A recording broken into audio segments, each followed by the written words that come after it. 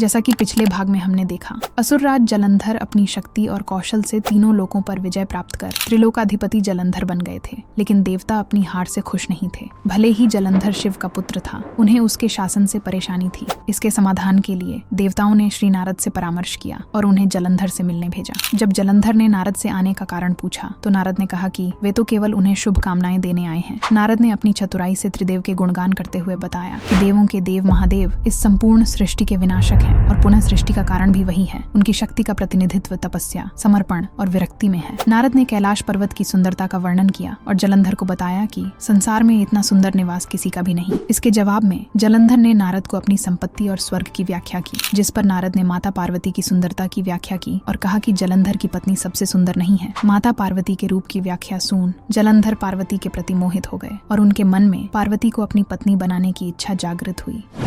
जलंधर ने अपने दूत राहु को शिव के पास भेजा और उन पर कपट का आरोप लगाते हुए कहा कि वे तपस्वी होने का दावा करते हैं, लेकिन उन्होंने पार्वती से विवाह किया है। उसने कहा कि एक योगी होने के नाते आपको अपनी पत्नी को ऐसे व्यक्ति को देना चाहिए जो आपसे बेहतर उसकी सराहना करेगा। ये अपमान सुनकर शिव क्रोधित हो गए। उनके क्रोध से निकली भयानक अग्नि ने राहु को मारने की कोशिश की। राहु अमर था, फिर भी शिव की क्रोधाग्नि से भयभीत हो वह भाग गया और जलंधर से अपनी रक्षा की भिक्षा मांगने लगा।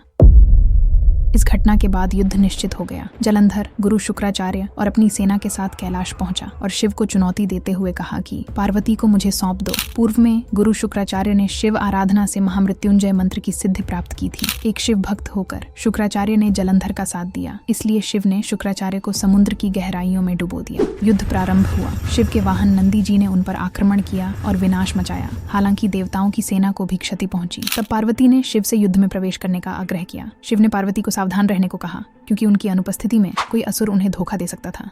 युद्ध भूमि में शिव ने अपने क्रोध के दो स्वरूप वीरभद्र और मणिभद्र के साथ प्रवेश किया। ये देखकर कि शिव और उनके अवतार युद्ध भूमि पर प्रबल हैं, जलंधर ने सुंदर अप्सराओं का भ्रम पैदा कर शिव और उनकी सेना का ध्यान भटका दिया। इस बीच जलंधर ने शिव का रूप धारण किया और पार्वती के पास जाकर उन्हें धोखा देने की कोशिश की, परंतु पार्वती ने उसे पहचान लिया और बहुत क्रोधित हुई। वह उस पर वार करने के लिए आगे बढ़ी, लेकिन जलंधर भाग गया, क्योंकि वह देवी के क्रोध का मुकाबला नहीं कर सकता था। जलंधर के कपट से क्रोधित हुई पार्वती ने श्री विष्णु से अनुरोध किया कि वे जलंधर की पत्नी वृंदा के साथ छल करें, जैसा जलंधर ने उनके साथ किया था।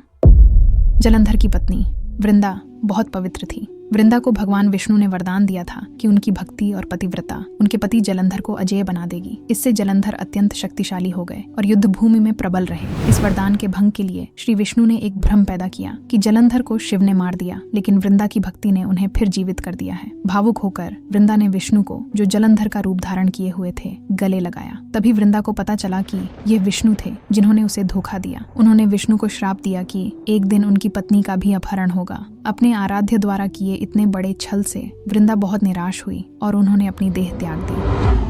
अपनी पत्नी के साथ हुए धोखे और मौत का पता चलते ही जलंधर बहुत क्रोधित हुआ और वह युद्ध भूमि में लौट आया। युद्ध भूमि में जलंधर और शिव आमने सामने थे। शिव ने अपने त्रिशूल से जलंधर के सीने में वार किया। शिव के त्रिशूल के प्रभाव से तो जलंधर भी नहीं बच सका, वह अपनी मृत्यु शैया पर था। तब शिव कहते हैं, समुद्र में जो लहर उठती है उनके अपने सुख दुख होते हैं, परंतु लहर के वो सुख और दुख अंत में समुद्र के ही सुख दुख है। लहरें समुद्र का ही अंश होती है और उसी में समाहित हो जाती है।